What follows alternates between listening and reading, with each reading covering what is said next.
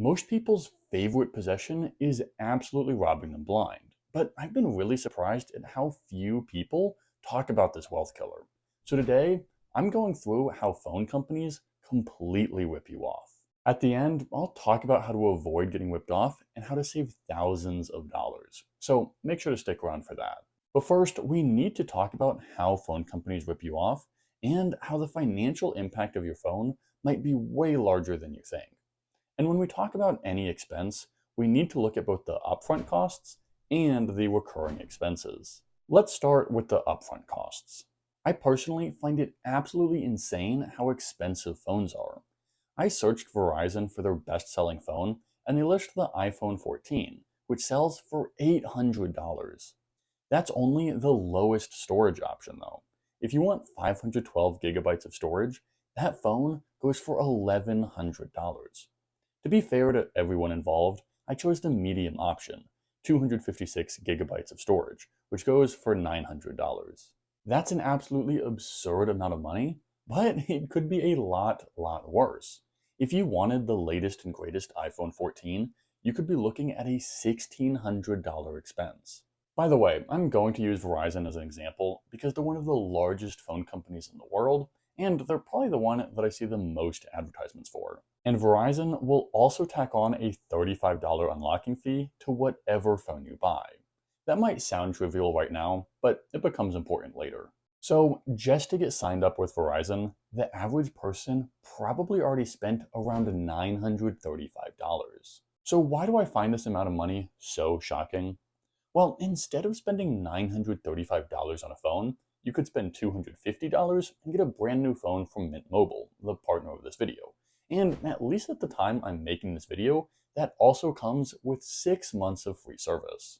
Now, is that phone as nice as an iPhone 14? Probably not. But is it $685 worse than an iPhone 14? Not if you ask me. And considering that average person only keeps their phone for about 3 years, that difference could really add up. If you spend $935 every 3 years over 60 years, you would have spent $18,700. But if I spend just $250 every 3 years over the same time period, I'd have spent only $5,000. And if I invested the $685 I was saving and earned a 7% inflation adjusted return on my investment, I'd have $185,482.65 in the bank. That's a massive difference and really goes to show how people are being screwed by phone companies and by the desire to have the latest and greatest technology. But as insanely expensive as phones are, selling you a phone isn't even where companies like Verizon make all of their money. I mean, Verizon even has a whole section of their website dedicated to free phones, where you can get a phone worth hundreds of dollars for nothing. So, how does a company like Verizon stay in business when it's giving away $100 phones for free? Well, to see, we need to talk about the second way that phone companies make money, the recurring expenses. Once you buy a phone companies are not done making money from you. In fact, they're just getting started. Remember that $35 unlocking fee that Verizon charges? The reason they charge that fee is to make you sign up on the Verizon network. You can't just buy a phone from Verizon and sign up for a different carrier. Your phone literally won't work. The reason that Verizon takes such pains to force you to sign up for their network is they know that they're going to make way more money off of you, off of the monthly bills, than they are by selling you a phone. Let's take a look. Let's say that you want a brand new iPhone 13 for free, a phone that they say has a retail price of $700. To get that phone for free, you'd need to sign up for a 5G unlimited plan. Let's take a look at those. Verizon lists 3 options as their most popular choices, ranging from $35 a month to $50 a month. Again, for fairness, I chose the middle option at $40 a month. But if you read the fine print, that plan is only $40 a month if you have 4 lines. And since I don't have any children, I hope, and am single, that plan would actually be $90 a month, plus taxes and fees, which I'm not even counting right now. So yeah, no wonder they'll give you a $700 phone for free.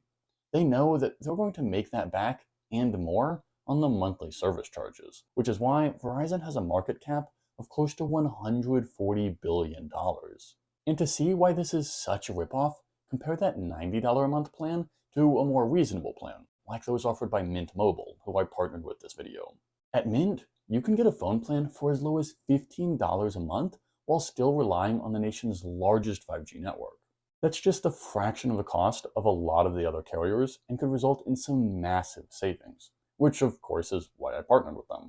So if that sounds interesting at all, you can check out the link in the description, go to trymintmobile.com/runningonfire, or scan the QR code. But if you're thinking that all of that sounds great, but switching to Mint Mobile would be a huge pain in the butt because it will take so long, I have even more good news for you. Switching to Mint Mobile only takes about 15 minutes, so there's no excuse.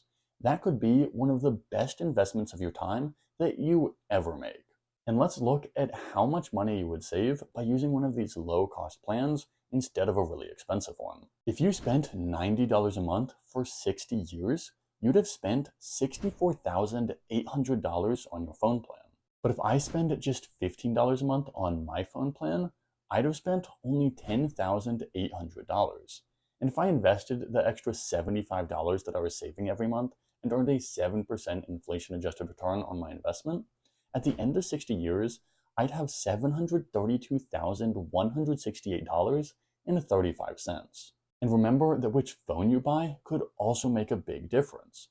Remember, if you bought a $250 phone, maybe from Mint Mobile, instead of the $935 phone from Verizon, that resulted in another $185,482.65 at the end of 60 years. When you combine those decisions, we're talking about an almost $1 million difference over the course of 60 years. And of course, all of those numbers are subject to change, but the point is, it could make a big difference. And shockingly, it gets even better because how much money you need to retire depends on how much money you spend every year. The rule of thumb is that you need 25 times your annual expenses to safely retire. If you buy a $935 phone every 3 years and spend $90 a month on your phone plan, that averages out to $1,391.67 per year. To retire, you'd want $34,800 invested just to cover your phone expenses. But if you bought a $250 phone every 3 years and a $15 a month phone plan, that averages out to just $263 per year. You'd only need a much more reasonable $6,583 to cover your phone expenses in retirement. So what if my phone isn't quite as nice or I don't have 40 gigabytes of data? I'd much rather have the $1 million at the end of 60 years. So decisions to use low-cost phones and phone plans, including those offered by this video's partner, Mint Mobile, can have a massive difference on your wealth and are the reason that I'm on track to retire in my 20s. And something else that also can have a massive difference on your wealth is your car. I recently made a video about how much money I'm saving on my transportation costs, which I'll link right here. I hope this video and that one help you save more money.